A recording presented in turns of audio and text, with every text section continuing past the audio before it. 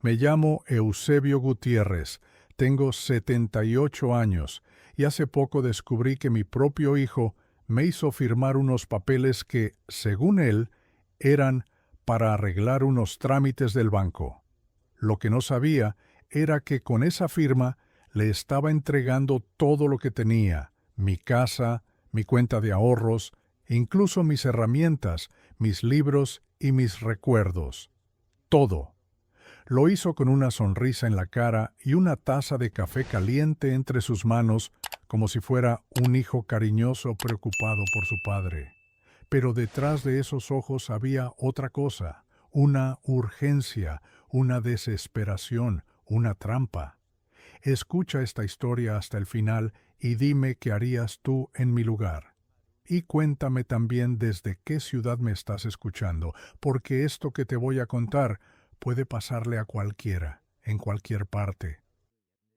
Para que entiendas bien lo que pasó, tengo que contarte cómo empezó todo, porque uno no llega a este punto de la vida de un día para otro.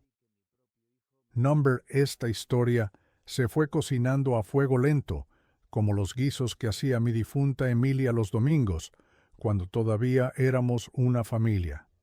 Yo nací en un pueblo del norte de México, en una casita de adobe con techo de lámina, donde el sol pegaba tan fuerte que parecía que iba a derretir las piedras. Mi padre era campesino y mi madre lavaba ropa para los vecinos. Desde chico aprendí lo que era trabajar.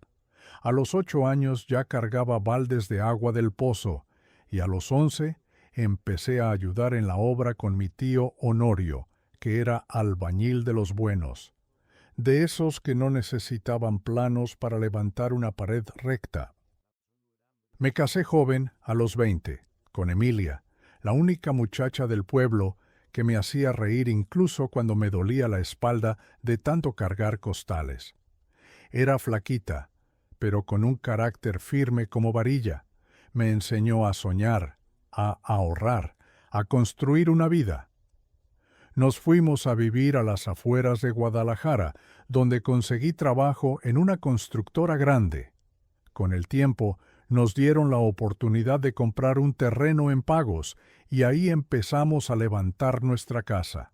Un cuartito primero, luego otro, después el baño, después el techo de losa. Todo hecho por estas manos, con esfuerzo, con paciencia, con amor. Tuvimos un hijo, Ramiro, que llegó como un regalo después de varios años de intentarlo. Emilia lo crió con ternura y disciplina. Yo trabajaba todo el día, pero en las noches le leía cuentos, le contaba historias del pueblo, le enseñaba a distinguir una herramienta de otra. Él era mi orgullo. Le pagamos la escuela con sudor, le compramos sus libros, su uniforme, todo. Y cuando dijo que quería estudiar contabilidad, movimos cielo y tierra para conseguirle una beca en la universidad. Yo pensé que estaba sembrando el futuro, que ese muchacho algún día cuidaría de nosotros como nosotros cuidamos de él. Qué ciego fui.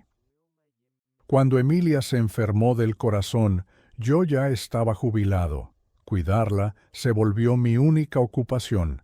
Dejé todo por ella. Cocinaba, limpiaba, la llevaba al médico, le leía en voz alta para que no sintiera miedo en las noches. Ramiro venía poco. Siempre decía que estaba ocupado, que el trabajo, que los niños, que los pagos. A veces mandaba dinero, pero cada vez menos. Y cuando Emilia murió, hace ya 5 años, me quedé solo en una casa que de pronto se volvió enorme, fría, silenciosa. Como si todas las paredes me gritaran su ausencia. Ramiro vino al velorio, sí, con su esposa y sus 2 hijos. Lloró. Me abrazó, me dijo que contara con él, pero después del entierro desapareció por meses. Yo no lo culpaba, pensé que era su forma de procesar el duelo.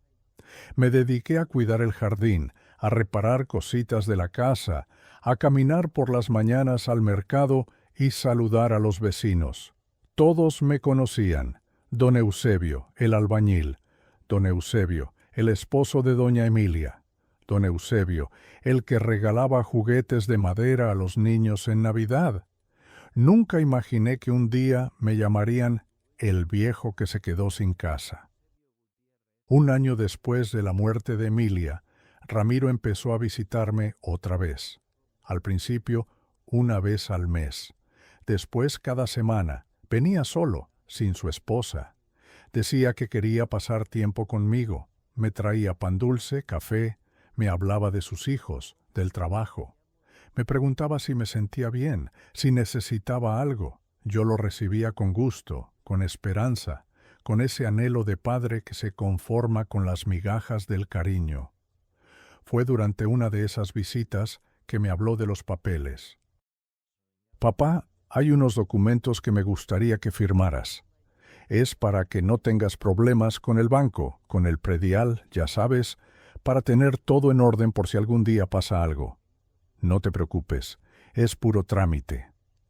Me lo dijo con una sonrisa tranquila, mirándome a los ojos, con la voz serena, y yo, confiado, tomé la pluma y firmé. Esa fue la firma que me quitó todo, pero yo no lo supe hasta mucho después. Pasaron semanas, meses, y un día, al regresar del mercado, encontré la cerradura cambiada. Pensé que era un error, que alguien se había equivocado. Golpeé la puerta, grité, nadie contestó. Fui con los vecinos, les pregunté si habían visto algo. Y fue don Hilario, mi vecino de toda la vida, quien me soltó la verdad como un ladrillazo en el pecho. Tu hijo vino ayer con un notario. Dijo que ya no vivías aquí, que la casa era de él. Se llevó papeles, firmó cosas y cambió la cerradura. Lo vi todo, Eusebio, y no me gustó nada. Ahí empezó mi caída, pero también, sin saberlo, fue el inicio de mi renacer, porque don Hilario había visto, había escuchado, y tenía algo que nadie más tenía, la verdad. Esa noche dormí en el porche de la casa de don Hilario. Él y su esposa, doña Martita, me dieron una cobija, un poco de sopa caliente y un rincón donde descansar. «Esta también es tu casa, Eusebio», me dijo Hilario, mientras me acomodaba una almohada vieja sobre el sofá de mimbre del patio trasero. Pero yo no podía dormir. Cerraba los ojos y veía la cara de Ramiro diciéndome, «Es puro trámite, papá». Sentía el temblor en mi mano cuando firmé. Sentía como algo dentro de mí se desmoronaba, como una pared mal hecha, como un techo que no aguanta la lluvia. Toda la noche pensé. Recordé cada palabra, cada visita, cada silencio sospechoso. Y sentí por primera vez en mucho tiempo una rabia que me quemaba desde el pecho hasta la punta de los dedos. A la mañana siguiente fui al banco. Le expliqué a la señorita de la ventanilla que quería revisar el estado de mi cuenta de ahorros. Me pidió mi identificación, tecleó unos datos y frunció el ceño. «¿Usted es el señor Eusebio Gutiérrez García?», me preguntó. Asentí.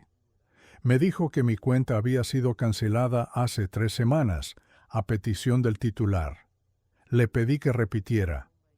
Según nuestros registros, el titular firmó los documentos para cerrar la cuenta y transferir los fondos a una cuenta nueva. Le pedí ver la firma. Me llevó con el gerente, y cuando vi el papel, sentí que se me iba el aire. Era mi firma, sí, pero no recordaba haberla puesto ahí. No recordaba haber autorizado nada de eso. Y sin embargo, ahí estaba. Me quedé callado. No supe qué decir. Fui al registro público de la propiedad. Pedí un informe de mi casa. La señora que me atendió me miró con compasión. Aquí dice que la propiedad fue cedida a nombre de Ramiro Gutiérrez López. Cesión voluntaria, con firma autenticada por notario.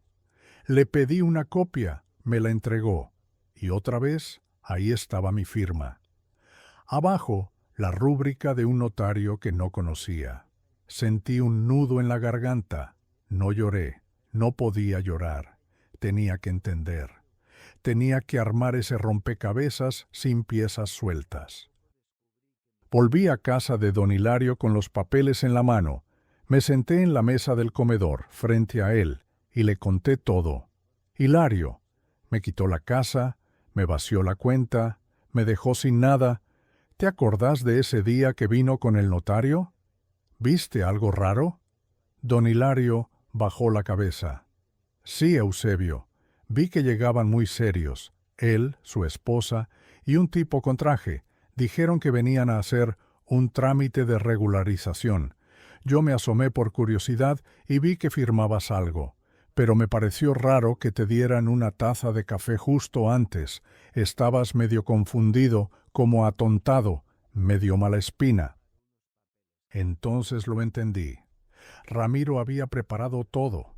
Me trajo café, como siempre, pero esa vez sabía que yo no había desayunado, que andaba medio débil por el calor. Me apuró con palabras dulces, me puso los papeles enfrente, me manipuló, y yo firmé como un ciego. Me sentí tan humillado, tan tonto, tan viejo. Esa tarde me encerré en el cuarto que Martita me había prestado. Saqué todos los papeles, los puse sobre la cama y los observé uno por uno. Las firmas, las fechas, los sellos, el nombre del notario, todo. Y de pronto, una idea empezó a germinar en mi cabeza. ¿Y si no estaba solo? ¿Y si alguien me creía? ¿Y si todavía había forma de pelear? Al día siguiente, fui al mercado del barrio donde había trabajado años atrás construyendo locales. Allí conocí a mucha gente. Saludé a doña Perla, la frutera, a don Gustavo, el carnicero, y a varios más. Todos se sorprendieron al verme. ¿Qué hace por acá don Eusebio? ¿Todo bien? Les dije que estaba buscando a un viejo amigo, el licenciado Héctor Malvares, un abogado que me había ayudado hace años con unos papeles de herencia. Me dijeron que seguía teniendo oficina cerca del parque. Fui hasta allá con los documentos bajo el brazo. Cuando me vio, se levantó de su silla con una sonrisa. Don Eusebio, ¿cuántos años han pasado? ¿Cómo está? Le conté todo, desde la firma con mentiras hasta el despojo. Le mostré los papeles. Me escuchó en silencio. Después me dijo, esto es más común de lo que cree, pero tiene una ventaja importante, tiene testigos, y eso puede cambiarlo todo. Le hablé de don Hilario. Es un vecino serio, vio todo. ¿Sabe cómo fue? El abogado asintió. Entonces tenemos algo. No es mucho, pero es algo. Vamos a citar al notario. Vamos a revisar la autenticidad de la firma. Vamos a exigir que se investigue si usted firmó en plenas facultades. Esa noche volví a casa de Hilario con una mezcla de miedo y esperanza. Me sentía débil, pero no derrotado. Por primera vez desde que todo empezó, sentí que tenía una chispa encendida en el pecho, una chispa de justicia, una chispa de dignidad. Hilario se me acercó y me puso la mano en el hombro. ¿Y entonces, Eusebio? Yo le respondí con la voz firme. Entonces, Hilario, vamos a pelear, porque este viejo aún tiene mucho por lo cual luchar. Al día siguiente, a las 8 en punto de la mañana, el licenciado Malvares me estaba esperando en su oficina con una carpeta ya armada. Tenía una copia certificada de los documentos que habíamos revisado el día anterior, una carta dirigida al Colegio de Notarios solicitando la revisión del procedimiento y, lo más importante, una citación voluntaria para don Hilario. Necesitamos que su testimonio quede asentado por escrito, don Eusebio. En estas cosas, las palabras se las lleva el viento, pero un acta firmada puede voltear el rumbo de una causa. Yo asentí sin decir nada, con la mandíbula apretada y los ojos fijos en la carpeta. No estaba acostumbrado a esas cosas de papeles y abogados, pero confiaba en el licenciado. Y más que nada, confiaba en que la verdad, tarde o temprano, iba a salir a la luz. Hilario no dudó ni un segundo. Firmó la declaración delante del secretario del juzgado como si estuviera poniendo su nombre en una carta de amistad. Contó exactamente lo que había visto, cómo Ramiro había llegado con un notario, cómo me habían dado café antes de firmar, cómo notó que yo estaba confundido, que no entendía bien lo que estaba pasando. Incluso mencionó que, al terminar de firmar, Ramiro le había dicho al notario en voz baja: «Listo, ya lo tenemos». Esas palabras, según Malvares, podían ser la clave de todo. Una semana después, nos llegó la primera respuesta del Colegio de Notarios. El nombre del notario, un tal Ernesto Silva, tenía ya 2 denuncias anteriores por procedimientos irregulares con adultos mayores. Nada confirmado, pero lo suficiente como para que su firma estuviera bajo la lupa. «Esto nos ayuda», me dijo Malvares.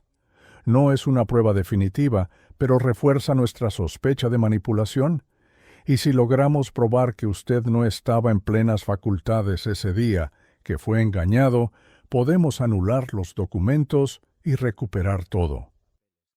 Yo lo escuchaba, pero por dentro me hervía algo distinto.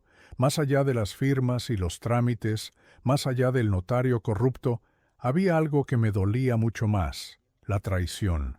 Porque uno puede perdonar la pobreza, la enfermedad, hasta la distancia. Pero la traición de un hijo, esa no tiene remedio fácil. Esa te rompe por dentro, como una viga podrida que parece firme hasta que un día te caiga encima. A los pocos días, Ramiro apareció. No en persona, claro. Me llegó una carta por debajo de la puerta de casa de don Hilario. Era una hoja blanca, doblada en 3 partes, con su letra apresurada. «Papá, me dijeron que estás moviendo abogados. No entiendo por qué estás haciendo esto. Todo lo que firmaste fue legal. No te estamos robando nada. Solo queremos lo mejor para ti. La casa está mejor con nosotros. Estás viejo. Necesitas cuidados. Pénsalo bien. No quiero que termines mal. Ni una disculpa, ni una sola palabra de afecto, solo excusas envueltas en amenazas disfrazadas de preocupación». Pensé en romper la carta, pensé en quemarla, pero decidí guardarla, porque ese pedazo de papel era la muestra más clara de lo que Ramiro se había convertido. Malvares me propuso presentar la demanda formal. Yo dudé, no por miedo a perder, sino por miedo a lo que podía destaparse. Una demanda así implicaba exponerlo todo. Los vecinos se enterarían, mis nietos, la gente del barrio. Pero después pensé, ¿y qué? ¿Acaso no es eso lo que él ya hizo? Me quitó la casa, me dejó en la calle y todavía pretende que me quede callado. No, señor. Este viejo puede estar arrugado, puede andar lento, puede necesitar pastillas para dormir, pero no va a morir tragándose la humillación. Así que firmé la denuncia. Con la mano temblorosa, sí, pero con el corazón firme. En ese documento se relataba todo: el engaño, el estado en que me encontraba al firmar, el testimonio de Hilario, la sospecha sobre el notario, la cancelación de la cuenta de ahorros sin mi autorización. «Con esto iniciamos el proceso», me dijo el licenciado. «Ahora hay que esperar. Puede tardar, pero vamos a pelear». Las semanas siguientes fueron una mezcla rara de ansiedad y rutina. Por las mañanas salía a caminar con don Hilario. Por las tardes me sentaba con Martita a mirar la televisión. Empecé a escribir en un cuaderno viejo que tenía guardado desde hacía años. Anotaba recuerdos de mi juventud, frases que me decía Emilia, dibujos de cómo era nuestra casa antes de que todo se volviera gris. Escribir me ayudaba a sacar todo lo que llevaba dentro: la rabia, la tristeza, la soledad, pero también la esperanza, porque aunque estaba viviendo en una casa prestada, sin mis cosas, sin mis fotos, sin mis libros, había algo que nadie podía quitarme: mi memoria. Y en mi memoria yo seguía siendo Eusebio Gutiérrez, albañil de los buenos, esposo de Emilia, padre de Ramiro, aunque este último ya no supiera lo que eso significaba. Una tarde, mientras regábamos las plantas del patio, Hilario me dijo algo que me dejó pensando. Mira, Eusebio, lo que te pasó no es poca cosa, pero vos tenés una ventaja que muchos no tienen. Sabés quién sos. Y cuando uno sabe quién es, nadie le puede quitar su lugar en el mundo. Esa noche dormí mejor. Soñé con Emilia. Estábamos los dos en el terreno, antes de que hubiera paredes, antes de que hubiera techos, solo ella, yo, y la promesa de una vida juntos. Me desperté con una lágrima en la mejilla y el pecho liviano.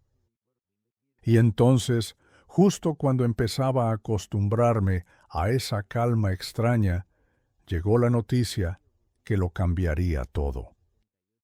La llamada llegó un martes por la mañana, mientras tomaba café con don Hilario bajo la sombra del limonero. Era el licenciado Malvares, con una voz más firme de lo habitual. Don Eusebio, acaba de salir la resolución provisional del juez. Suspendieron temporalmente la cesión de la propiedad y bloquearon cualquier movimiento bancario relacionado con la cuenta de su hijo. Es decir, por ahora, ni él ni nadie puede vender su casa ni tocar su dinero. Me quedé en silencio, mirando la taza de café que humeaba entre mis manos. ¿Y eso qué significa, licenciado?, pregunté sin alzar la voz. Significa que recuperamos el control, al menos por un tiempo, y significa que su hijo ya sabe que esto no va a quedarle gratis. Hilario me palmeó el hombro. Te lo dije, viejo, la justicia puede tardar, pero llega. Y yo, por dentro, sentía una mezcla de alivio y desazón, porque una cosa es tener razón y otra muy distinta es saber que quien te despojó es tu propia sangre. A las pocas horas lo supe. Ramiro se enteró, y no le gustó nada. Fue al caer la tarde, cuando un coche blanco se detuvo frente a la casa de don Hilario. Yo estaba dentro leyendo el periódico cuando Martita entró apurada. «Eusebio, está tu hijo allá afuera». Me levanté despacio, con el corazón repicando en el pecho. Salí al patio, y ahí estaba Ramiro, parado junto al coche, con los brazos cruzados y la mandíbula tensa. No traía flores, no traía disculpas, traía furia. «Así que me denunciaste, papá», soltó, sin siquiera saludar. «¿Así agradeces todo lo que hice por vos?» Me acerqué despacio sin bajar la mirada. «¿Todo lo que hiciste por mí?», pregunté. «¿Te referís a sacarme de mi casa? ¿A vaciarme las cuentas? ¿A tratarme como si fuera un mueble viejo?» Ramiro apretó los dientes. «No era para hacerte daño, era por tu bien. Vos ya no estás para vivir solo. Esa casa es grande, te podías caer, te podías enfermar. Quise organizar las cosas, y vos lo firmaste, no te olvides». Ahí fue donde sentí que el alma me daba un paso al frente. Sí, firmé, engañado, manipulado. ¿Y sabes qué es lo peor, Ramiro? Que no fue solo la firma, fue el silencio. Fueron los años de distancia, las visitas que nunca hiciste, los cumpleaños que te olvidaste, la silla vacía en Navidad. Eso fue lo que me quebró. Ramiro bajó la vista por un segundo, pero enseguida se recompuso. «¿Y ahora qué, papá? ¿Querés arruinarme la vida? ¿Querés que todos crean que soy un ladrón?» Me encogí de hombros. «No tengo que hacer nada para eso. Vos solo te estás encargando de mostrar quién sos». Se quedó callado, respirando fuerte, y entonces cambió el tono. «Mira, papá, podemos arreglar esto. Si retirás la demanda, te devuelvo la casa. Te consigo una enfermera, alguien que te cuide. Puedo darte una mensualidad, pero por favor, no sigas con esto. Me va a arruinar el trabajo, la familia, todo». Era la primera vez que lo escuchaba suplicando, pero no era arrepentimiento, era miedo. Le respondí sin levantar la voz. Yo no quiero mensualidades, no quiero enfermeras, quiero respeto. Quiero que sepas que un padre no es un estorbo, que no se lo puede usar y tirar, que por más viejo que esté, tiene derecho a decidir sobre su vida. Y vos me lo negaste todo eso, así que ahora vas a enfrentar las consecuencias. Ramiro dio un paso hacia mí. ¿Y si pierdo todo por tu culpa? Le clavé los ojos con la firmeza de tantos años en la obra. No es por mi culpa, es por tus decisiones. Vos solo cavaste este pozo. Se quedó quieto un momento, mirándome. En sus ojos vi por primera vez algo que no era furia, era vacío, como si recién ahora entendiera el peso real de lo que había hecho. Sin decir una palabra más, se dio vuelta, subió al coche y se fue. Vi la calle vacía, las hojas secas bailando con el viento, y sentí que algo dentro de mí se cerraba. No una herida, no todavía, pero sí una etapa, una ilusión. Esa noche me costó dormir, no por miedo, no por arrepentimiento, sino por tristeza, porque a pesar de todo, una parte de mí seguía deseando que las cosas hubieran sido distintas, que mi hijo me hubiera abrazado, que me hubiera dicho, «Papá, perdón, me equivoqué». Pero número. Lo único que había recibido era una propuesta de intercambio, como si mi dignidad tuviera precio. Al día siguiente, el licenciado me llamó para decirme que el juez había aceptado abrir la investigación formal por vicios en la firma y posible manipulación a persona mayor, que el notario Silva había sido citado a declarar, y que en paralelo se abriría un proceso civil para revertir la cesión de la propiedad. Estamos avanzando, don Eusebio, pero ahora se pone más duro. Su hijo va a intentar pelear esto y va a usar todos los medios que tenga. ¿Está preparado? Miré por la ventana el cielo limpio del barrio, las bicicletas de los niños, el puesto de tamales en la esquina, la vida que seguía como si nada. Y respondí, «Estoy más preparado que nunca, licenciado, porque ahora sé que no peleo por la casa, peleo por mi nombre, por mi historia, por todos los viejos que se quedan callados». Y con esa convicción empecé el día. Sabía que lo que venía no iba a ser fácil, pero también sabía que esta vez no iba a firmar nada sin leer, ni sin mirar a los ojos de quien me lo pusiera delante. Los días siguientes fueron un desfile de trámites, declaraciones, notificaciones. El licenciado Malvares me acompañaba a cada paso, como un hijo que sí entiende lo que significa cuidar. Me hablaba con respeto, con calma, explicándome cada detalle legal para que yo no firmara otra vez con los ojos cerrados. La demanda estaba en marcha. El juez había pedido revisar los documentos originales y entrevistar tanto al notario como a los testigos, y aunque yo nunca había pisado una sala judicial en mi vida, sentía que estaba yendo con el pecho recto, con la cabeza alta, porque no era yo el que tenía que agachar la mirada. Don Hilario fue citado a declarar. Fue con sombrero, camisa planchada y un cuaderno en el bolsillo donde había anotado la fecha exacta de lo que vio. Su testimonio fue claro, firme, sin exageraciones.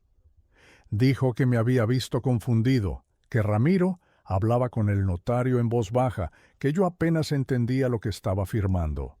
El juez, un hombre canoso y de voz pausada, escuchó todo sin interrumpir. Al final le dijo, «Gracias por su valor, don Hilario. No todos los vecinos se atreven a hablar». Yo estaba sentado al fondo, con las manos juntas sobre las rodillas, y sentí que se me aflojaban los hombros. Por primera vez en mucho tiempo, sentí que alguien me creía, que alguien entendía. El notario, en cambio, llegó con traje caro, un maletín brillante y cara de póker. Declaró que todo fue legal, que yo firmé con plena conciencia, que no hubo ningún indicio de coacción. Pero cuando el juez le preguntó por qué no había grabado la sesión, cosa que por ley debía hacer cuando se trataba de adultos mayores, tartamudeó. Dijo que no tenía el equipo funcionando ese día, que fue un error administrativo. El juez anotó algo en su libreta. Malvares me guiñó el ojo. Eso, don Eusebio, es una grieta, y por ahí nos vamos a meter. Mientras tanto, en el barrio ya todos sabían. La historia se había regado como el olor a pan recién horneado por la mañana. Algunos me miraban con compasión, otros con admiración, unos pocos con esa mezcla de incomodidad que da el no saber qué decir. Pero nadie me dio la espalda. Doña Martita me traía pan dulce cada tarde. Los chicos del barrio me saludaban con una sonrisa. «Ánimo, don Eusebio, usted puede». Y cada vez que escuchaba esas palabras, me sentía menos viejo, menos solo. Un día, mientras caminaba por el mercado, una mujer se me acercó. Era una señora de unos 60 años, con el cabello recogido y mirada firme. «¿Usted es el que demandó al hijo por robarle la casa?», me preguntó sin rodeos. Asentí. «Mi hermana está pasando por lo mismo. El hijo la hizo firmar unos papeles y ahora vive encerrada en un cuartito mientras él y su esposa disfrutan de la casa. ¿Usted me podría dar el número del abogado?». Saqué un papel del bolsillo y se lo extendí. «Aquí está, señora. Llámelo.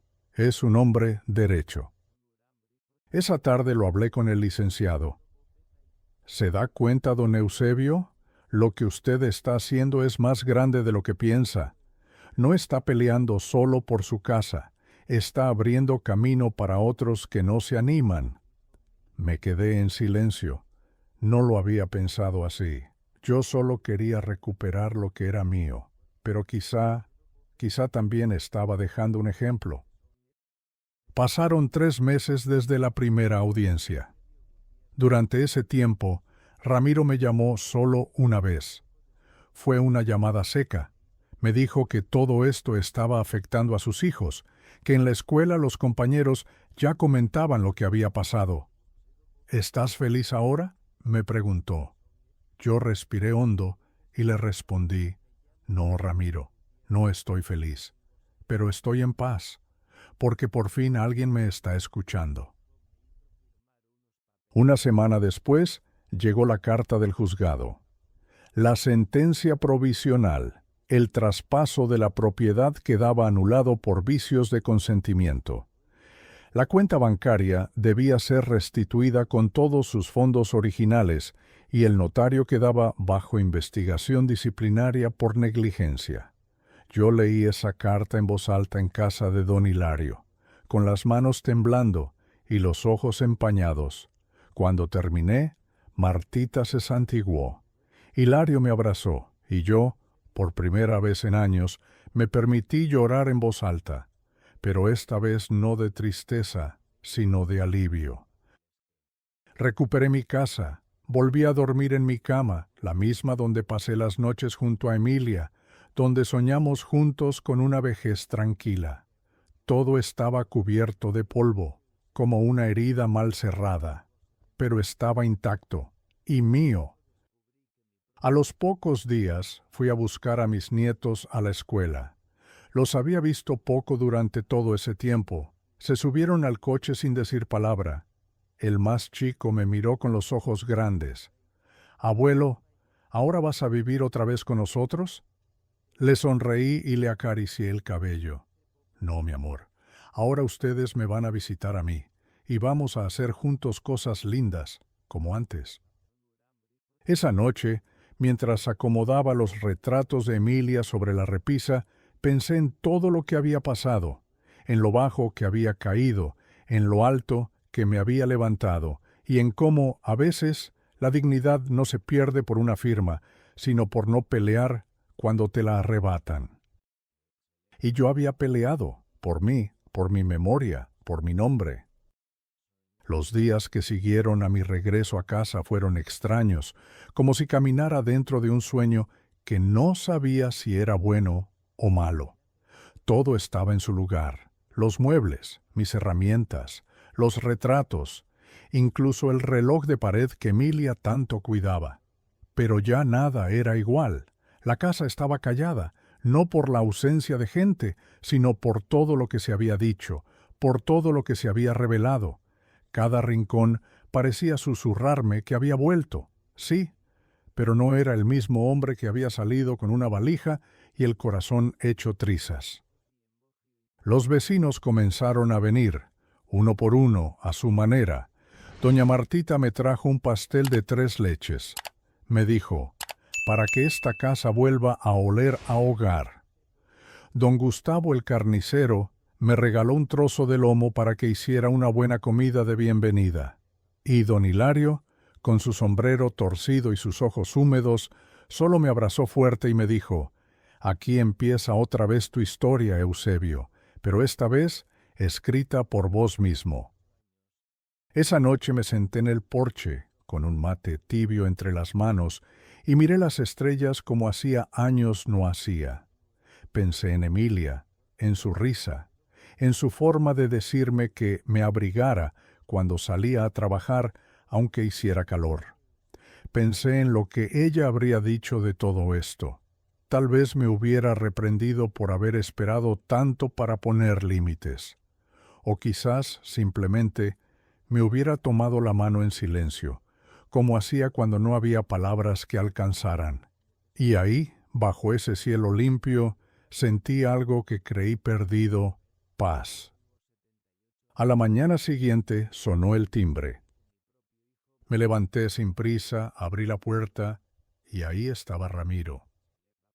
Solo, sin esposa, sin hijos, con la cara caída y los ojos apagados. Vestía una camisa arrugada y unos pantalones que parecían haber pasado más de una noche en el suelo. No traía flores, no traía excusas, solo traía su presencia. ¿Puedo pasar, papá?, me preguntó, con una voz ronca, casi infantil. Lo miré por unos segundos que se me hicieron eternos. Dudé, no porque guardara rencor, eso ya lo había soltado, sino porque no sabía si tenía fuerzas para escuchar más mentiras, pero al final di un paso al costado. Pasá. Se sentó en el sofá de la sala, el mismo, donde tantos años antes se había dormido sobre mis piernas cuando volvía del colegio. Yo me senté frente a él, y el silencio se instaló como un tercer invitado, incómodo y necesario. «¿Papá?», dijo bajando la mirada. «No vengo a pelear, ni a discutir, solo quiero pedirte perdón». Esperé. Todo esto, lo que hice, fue una porquería. Pensé que estaba haciendo lo correcto, pero no lo hice por vos, lo hice por mí, por miedo, por ambición, porque creí que ya estabas viejo y que no ibas a darte cuenta, y ahora perdí todo. Patricia me dejó, se llevó a los chicos, mis suegros no me quieren ni ver, perdí mi trabajo, todos me señalan en el barrio. ¿Y vos? Vos me devolviste el espejo, me obligaste a mirarme, y no me gustó lo que vi. Se pasó las manos por la cara. Yo seguía callado. Lo dejaba hablar porque, por primera vez en mucho tiempo, hablaba desde otro lugar, desde abajo. Vos me enseñaste a trabajar, a ser honesto, a respetar. Y yo tiré todo eso a la basura. Te traté como si fueras un estorbo. Y ahora que estoy solo, entiendo lo que hiciste por mí, todo lo que diste, todo lo que sacrificaste. Levantó la vista y me miró. No vengo a pedirte la casa, ni la plata, ni nada. Solo quería que me mires a los ojos y me digas si todavía queda algo de vos que me pueda perdonar. Yo respiré hondo y sentí una punzada en el pecho, porque era mi hijo, mi único hijo, el que había ayudado a criar con mis propias manos, el que me traía las herramientas cuando era chico, el que un día me miró con admiración y me dijo que quería ser como yo. Me levanté y caminé hacia él. Se puso de pie también. Lo miré a los ojos, igual que él a mí, y le dije: «Ramiro, te voy a decir algo que mi padre me dijo cuando yo también metí la pata hasta el fondo. Uno puede caerse muy hondo, pero mientras no se le muera la vergüenza, todavía puede levantarse. Y vos, todavía tenés vergüenza. Eso ya es algo». Él empezó a llorar, en silencio, como lloran los hombres cuando ya no tienen máscaras que sostener. «¿Eso significa que me perdonás?», preguntó. «No, hijo, todavía no. El perdón no es un papel que se firma, es algo que se gana, y vos vas a tener que ganártelo, día por día, visita por visita, gesto por gesto, y no conmigo, con tus hijos, con vos mismo». Asintió sin discutir. «¿Puedo venir a visitarte a veces?», dijo, como si pidiera permiso para entrar al mundo otra vez.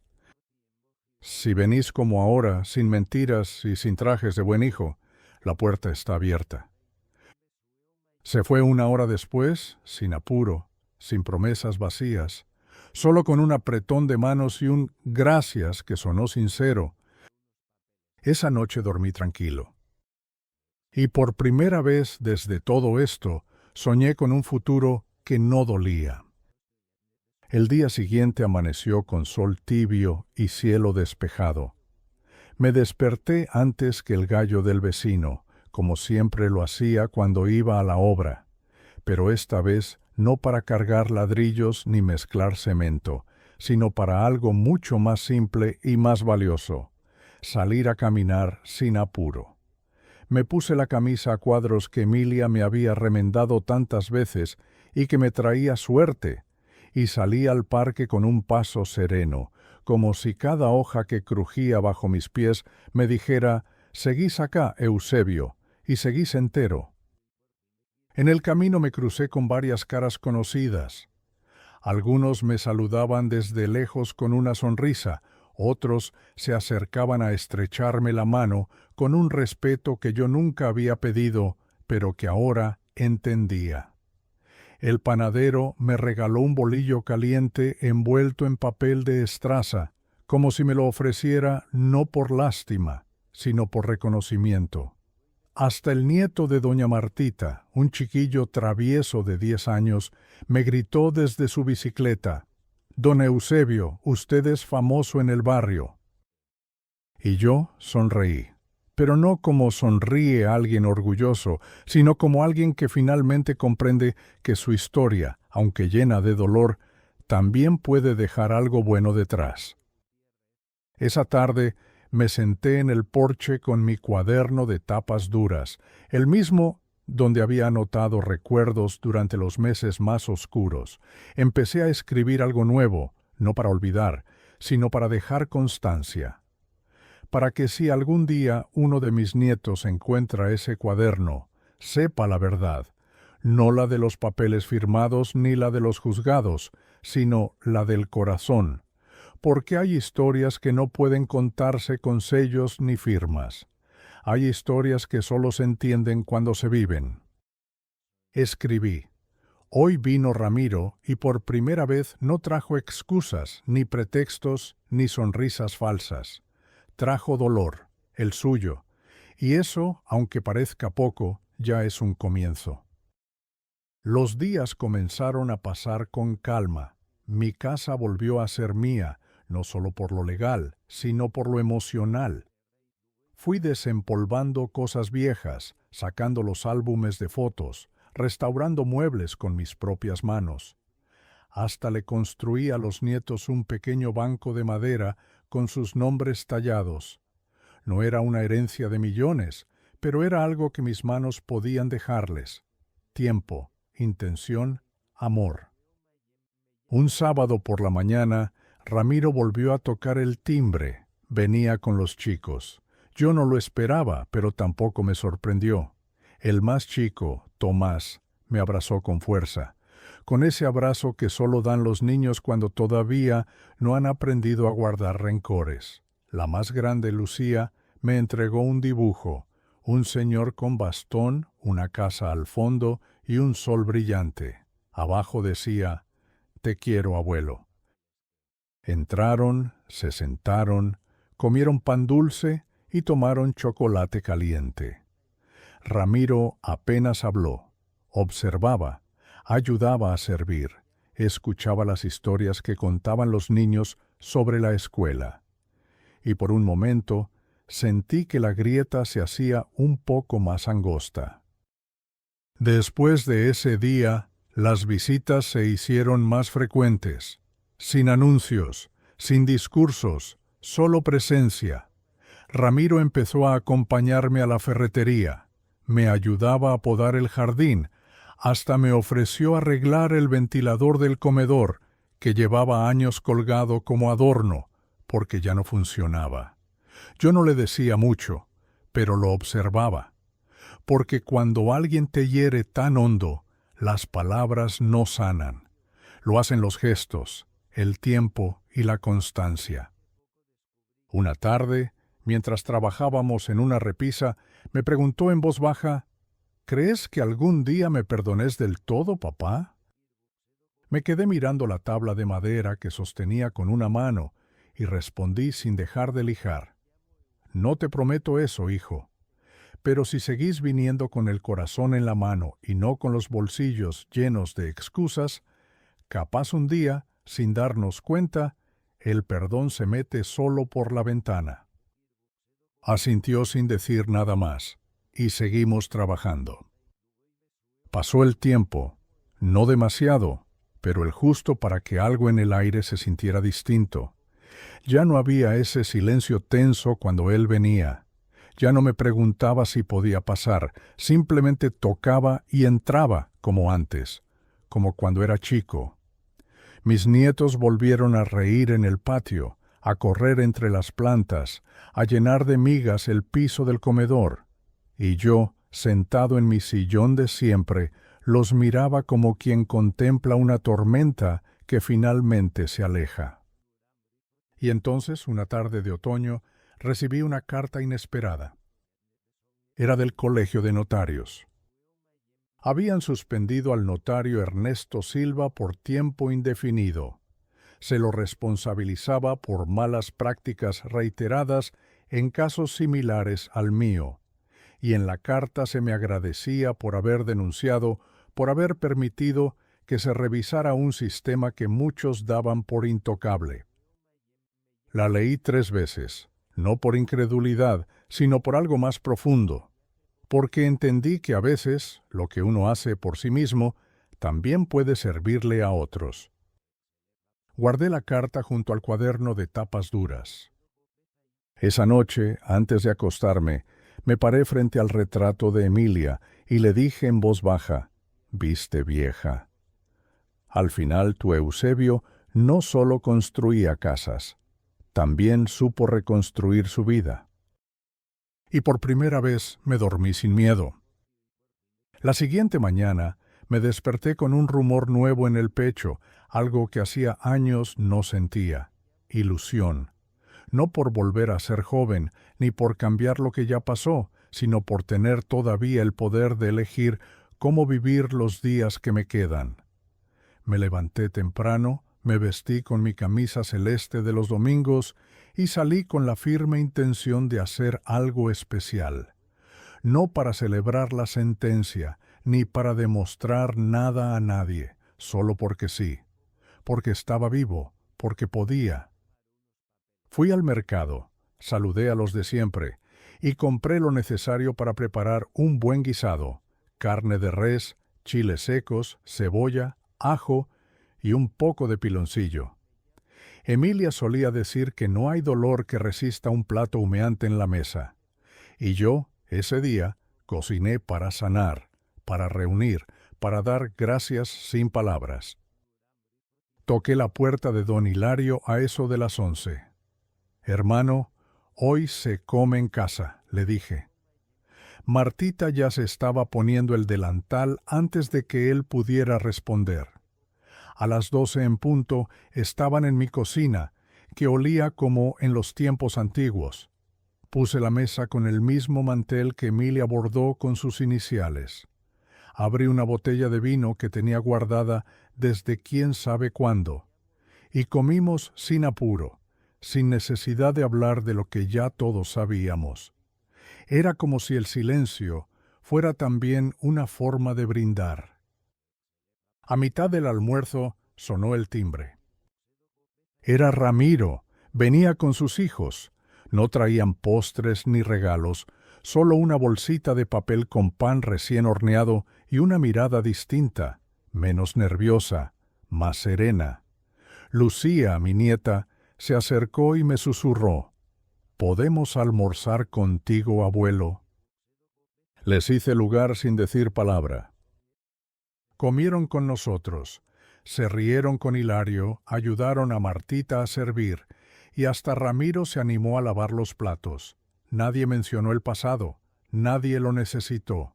Lo importante era ese momento, esa mesa, ese olor a chile y carne que llenaba toda la casa, esa sensación de que, a pesar de todo, las cosas podían repararse, aunque no volvieran a ser como antes. Esa noche, después de que todos se fueron, me quedé en el patio mirando el cielo, sentado en la vieja silla de hierro que armé con retazos de obra hace décadas. Cerré los ojos y pensé en cómo habría terminado esta historia si me hubiera quedado callado, si hubiera aceptado el destierro, la humillación, el silencio. Me imaginé a mí mismo en un cuartito de un geriátrico, mirando la televisión sin volumen, esperando visitas que nunca llegarían.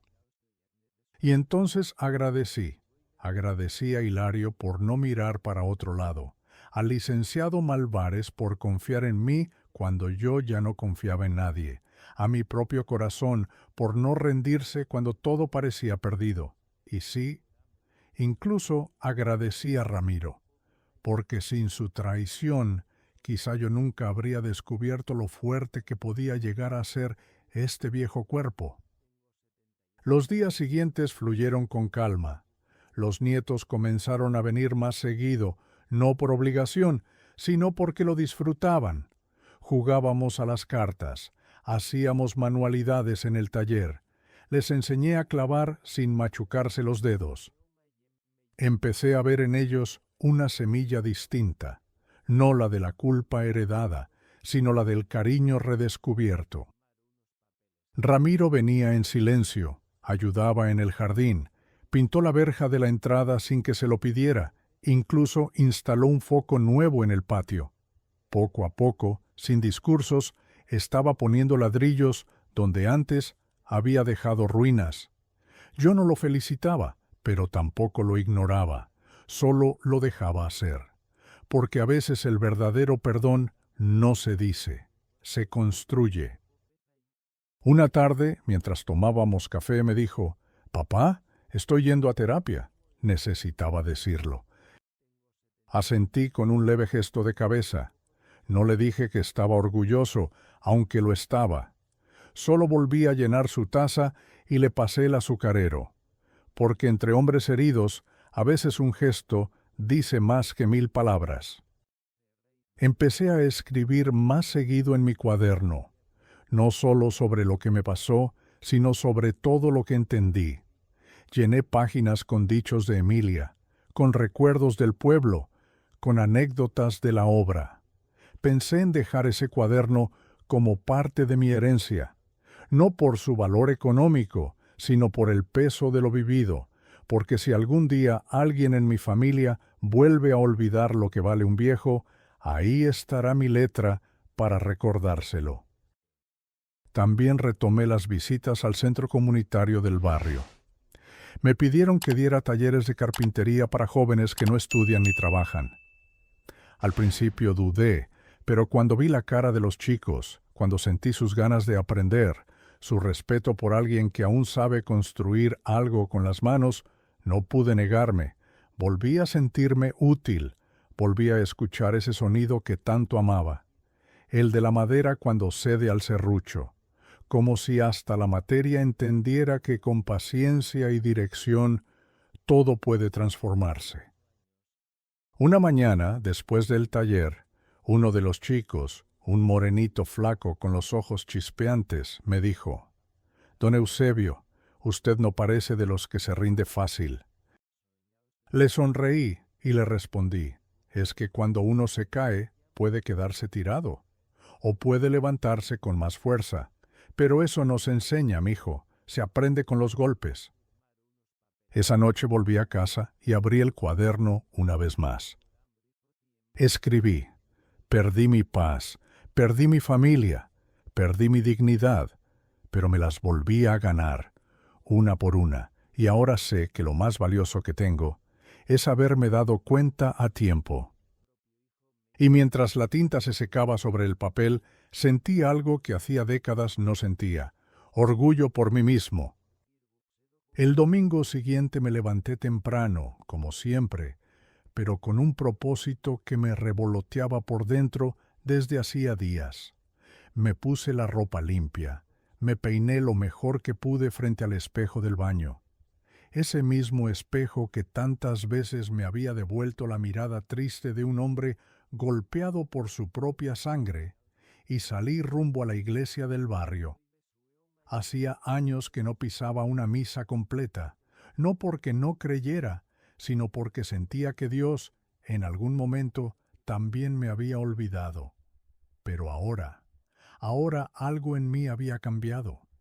No es que buscara perdón divino, ni bendiciones, ni redención. Lo que buscaba era agradecer, simple, directo, agradecer por haber sobrevivido a la tormenta. Me senté en la última fila, con el sombrero en la mano y el corazón en silencio. El padre Julián, un muchacho joven recién llegado, habló en su homilía de perdonar sin olvidar y sanar sin rendirse. Y por primera vez en años sentí que alguien decía en voz alta lo que yo llevaba escrito en el alma. Al terminar la misa, varios vecinos se me acercaron a saludar. Una señora con bastón me abrazó sin decir una palabra. Un joven me pidió que le enseñara a hacer taburetes de madera. Hasta el padre Julián me estrechó la mano y me dijo: «Don Eusebio, su historia me ha llegado al alma. Usted es un testimonio viviente de que los caminos torcidos también llevan a la verdad». Volví a casa caminando despacio, respirando hondo, sintiéndome liviano. Entré, dejé el sombrero en su gancho y fui directo al taller. El taller, ese espacio que había quedado abandonado durante tantos meses, con el polvo cubriendo las herramientas y las maderas apiladas, como si estuvieran esperando que sus sueños se despertaran. Limpié el banco de trabajo, afilé un par de formones y me puse a lijar una tabla sin pensar demasiado en qué iba a hacer. Solo sabía que mis manos necesitaban volver a crear, como si la sanación pasara también por los dedos. Esa tarde vinieron mis nietos.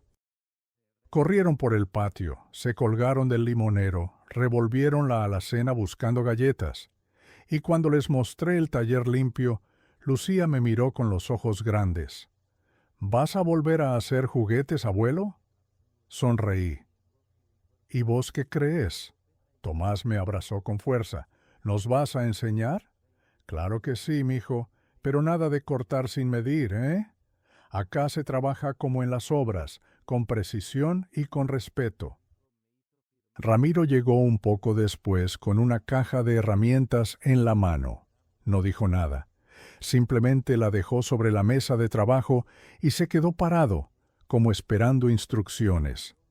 Lo miré y por primera vez en mucho tiempo le hablé con ese tono que usaba cuando era muchacho. «Si vas a estar en el taller, agarra un cepillo y ponete a limpiar esas maderas. Acá no hay jefes, todos trabajan». Me miró sorprendido, pero enseguida sonrió. «Sí, señor».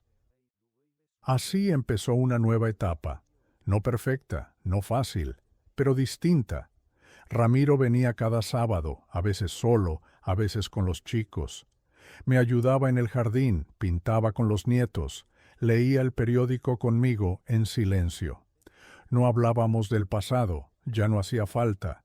Su forma de moverse, de acercarse, de participar, decía más que cualquier disculpa. Una tarde, mientras tallábamos juntos un juego de dominó, me preguntó, ¿y vos cómo sabés que me estoy arrepintiendo de verdad? Levanté la mirada y le respondí sin dudar, porque ya no venís a justificarte, venís a escuchar, a estar. El que se justifica está defendiendo su orgullo. El que calla y se queda está reparando. A los pocos días recibí una invitación del centro comunitario. Querían hacer un reconocimiento público por mi aporte al barrio. Iban a organizar una pequeña ceremonia y me pedían que aceptara una placa con mi nombre. Dudé. Yo nunca fui de premios ni de fotos. Pero algo en mí me dijo que debía ir, no por mí, sino por los que vendrían detrás, por los que todavía callan, por los que no se animan. El día del evento me vestí con la misma guayabera que usé el día que enterramos a Emilia. Esta vez no para llorar, sino para honrar. Me acompañaron Hilario, Martita, mis nietos y Ramiro. Cuando me llamaron al frente, el director del centro habló de dignidad, de justicia, de valentía, y luego me entregó una placa de madera, irónicamente de madera, que decía: «Al señor Eusebio Gutiérrez, por recordarnos que la dignidad no se hereda, se defiende». Me quedé mirando esa frase como quien mira un espejo, y comprendí que, aunque el camino había sido largo, por fin había llegado a un lugar donde podía quedarme. Esa noche, ya en casa, puse la placa en el taller, no en la sala, ni en la entrada, ni en la pared del comedor, en el taller, donde empezó todo, donde las manos y la paciencia todavía valen más que cualquier firma en un papel. Y antes de acostarme, volví a escribir en mi cuaderno: «No sé cuántos años me quedan, pero sí sé cómo quiero vivirlos, con calma, con verdad y con la certeza de que nadie tiene derecho a robarte tu historia. Hoy tengo menos de lo que tenía antes, pero también tengo más. Tengo paz, tengo respeto y tengo el amor que solo se da cuando uno ha sido herido y ha aprendido a sanar sin rencor». Cerré el cuaderno, apagué la lámpara y dormí sin pesadillas. Pasaron los meses como pasa el viento entre los árboles viejos, sin hacer escándalo, pero dejando huella.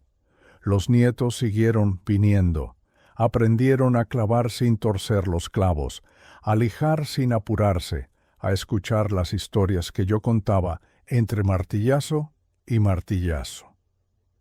Lucía me ayudó a pintar un banco de plaza que doné al jardín del centro comunitario, y Tomás talló su primer nombre en una tablita de cedro que colgamos con orgullo en el taller. Ramiro ya no venía a lavar culpas, venía a estar. Me ayudaba con lo que hiciera falta. Se sentaba a mi lado sin esperar que yo le dijera nada. A veces hablábamos de tonterías, a veces solo nos quedábamos en silencio. Pero ese silencio ya no pesaba. Era como cuando uno termina una jornada larga en la obra y se sienta a mirar lo que levantó con sus propias manos, sin palabras, solo con presencia. Una mañana me trajo un regalo. Era una caja envuelta con papel craft y una cinta azul. La abrí con cuidado y adentro había una foto enmarcada, yo, de joven, cargando a Ramiro en mis hombros, frente a la casa cuando apenas tenía 2 cuartos. En la parte inferior del marco, grabado en metal, había una frase: «Gracias por no soltarme nunca, ni siquiera cuando yo te solté primero». No dije nada, solo lo miré, me acerqué y le di un abrazo largo, apretado, como esos que te rompen por dentro para después volver a armarte distinto. Así cerramos ese capítulo, no con rencores ni discursos, sino con reconocimiento, con tiempo compartido, con la certeza de que, a veces, las familias también se reconstruyen, ladrillo a ladrillo, como una casa nueva sobre cimientos viejos.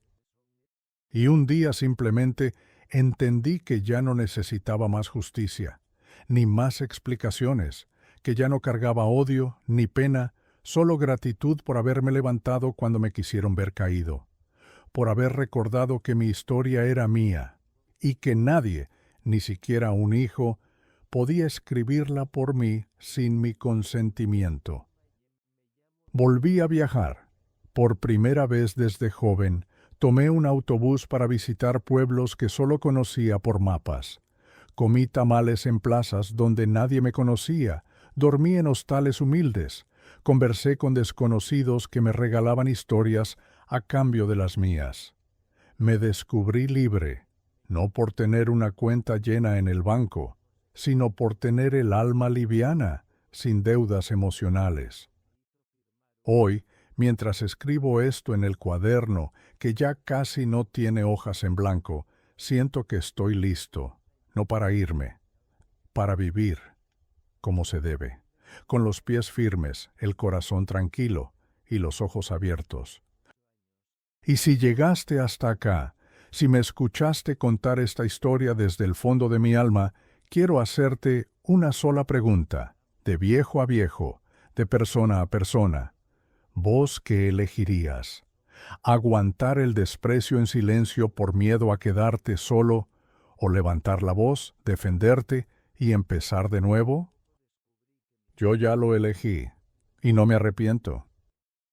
Contame en los comentarios desde qué ciudad o pueblo me estás escuchando.